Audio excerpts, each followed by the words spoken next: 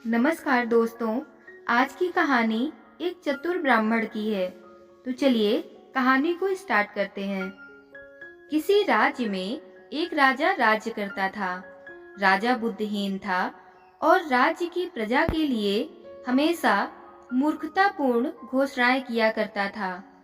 इस कारण राज्य के नागरिक एवं दरबारी उससे नाखुश एवं दुखी रहते थे। इतना ही नहीं, वह छोटी छोटी गलतियों पर भी भारी दंड दिया करता था। कर न देने वालों को तरह तरह से सताता। सभी उसके मूर्खतापूर्ण फैसलों से आतंकित रहते थे। एक दिन राजा ने अपने मंत्री को हुक्म सुनाया, अगर मेरे राज्य में किसी व्यक्ति ने किसी दूसरे व्यक्ति को पागल कहा तो उसे काली गुफा में बंद कर दिया जाएगा। मैंने सुना है कि लोग बातों बातों में किसी को भी पागल कह देते हैं। यह भी एक गाली ही है। क्या पागल इंसान नहीं होते? उस दिन से कोई भी आदमी भूल से अपनी जबान पर पागल शब्द नहीं लाता था। उसी राज्य में एक चतुर पंडित तीरथ राम रहता था। वह अक्सर सोचता कि इस राजा से प्रजा को मुक्ति कैसे दिलाई जाए। एक बार काली गुफा का नाम सुनकर उसके मस्तिष्क में एक युक्ति आई। उसने अपने एक मित्र को साथ लिया और बाजार की ओर चल दिया, जहां खूब चहल पहल होती थी।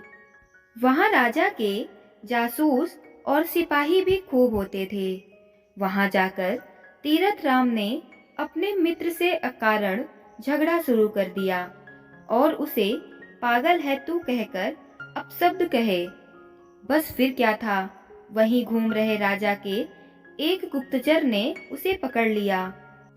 पंडित ने अपना अपराध पूछा तो गुप्तचर ने कहा, तुमने अपने मित्र को पागल कहा है। क्या तुम्हें राजा के हुक्म के बारे में पता नहीं है? इस राज्य में किसी को पागल कहना अपराध है। यह सुनकर पंडित मुस्कुराकर बोला, यह तो एक पागल राजा की घोषणा मात्र है। उसे क्या मालूम कि कई बार लोग अपने प्रियजन को प्यार से भी पागल कह देते हैं। कल को तुम्हारा राजा किसी और शब्द पर भी प्रतिबंध लगा देगा। चलो, मैं राजा के पास चलने के लिए तैयार हूँ। आज उसे सबक सिखाकर ही रहूंगा। अरे मित्र, तीरथ यह क्या करने जा रहे हो? उसका मित्र घबराकर बोला, जानबूझकर काली गुफा में क्यों जाना चाहते हैं? कुछ ले देकर मामला यही निपटा दो। मित्र, मैं तो आज इस मूर्ख राजा का किस्सा ही निपटा देना चाहता हूँ। इसके रहते न राज्य की जनता सुखी होगी, न राज्य का भला होगा। तुम बस तमाशा देखो। गुप्तचर तीरथ राम को पकड़कर राजा के पास ले गए। गुप्तचर ने राजा को सारी बात बताई तो सुनते ही राजा भड़क गया और सिपाहियों को हुक्म दिया, इस ब्राह्मण को इसी समय ले जाकर काली गुफा में बंद कर दो। हाँ हाँ, खुशी से बंद कर दीजिए। ब्राह्मण तीरथ राम खुश होकर बोला, मैं तो चाहता ही यही हूँ। राजा को ब्राह्मण की बात सुनकर बड़ी हैरानी हुई। उसने आश्चर्य से पूछा, तुम्हें काली गुफा में बंद करने के नाम से डर नहीं लग रहा है? तुम काली गुफा में क्यों जाना चाहते हो? बस महाराज, बात ही कुछ ऐसी है। ब्राह्मण ने गोलमोल उत्तर देते हुए कहा, मैं सबके सामने नहीं बता सकता, वरना काली गुफा में जाने वालों की लाइन लग जाएगी। साफ साफ बताओ, आखिर तुम काली गुफा में क्यों जाना चाहते हो? इस बार राजा ने डपट कर पूछा। ब्राह्मण ने राजा के कान में फुसफुसाते हुए कहा, महाराज, काली गुफा में एक हीरे की खान है। दूसरी ओर छोटा सा रास्ता है। मैं ढेर सारे हीरे निकालकर उस रास्ते से बाहर निकल जाऊंगा। हीरे की खान का नाम सुनकर राजा की आंखें चमकने लगीं। राजा ने तुरंत घोषणा की, मैं राजा हूँ। हीरे की खान में जाकर हीरे मैं ही लाऊंगा।